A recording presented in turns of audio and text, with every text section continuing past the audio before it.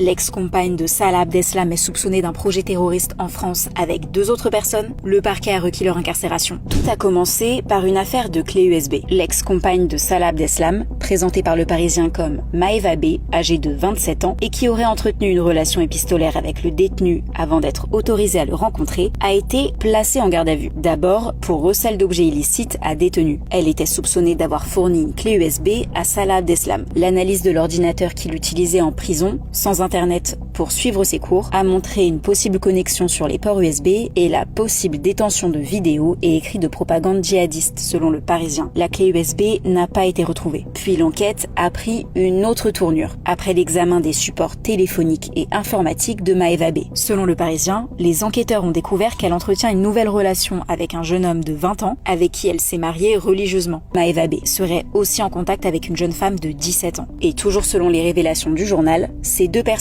seraient radicalisées et ont aussi été placées en garde à vue. L'homme souhaiterait rejoindre une organisation djihadiste à l'étranger et la femme aurait parlé d'un projet d'attentat en France. L'enquête a donc été étendue à l'infraction d'association de malfaiteurs terroristes en vue de la préparation d'un crime contre les personnes. Le parquet national antiterroriste a demandé la mise en examen des 3 protagonistes ainsi que leur incarcération. La directrice générale de la DGSI, Céline Berthon, a affirmé ce matin sur RTL que Salah Abdeslam n'était pas mise en cause dans le projet d'attentat. En cette semaine de commémoration des 10 ans des attentats du 13 novembre, qui ont fait 130 morts à Paris et Saint-Denis et des centaines de blessés, Céline Berthon a affirmé qu'il n'y avait pas de menaces concrètes identifiées pour le 13 novembre prochain.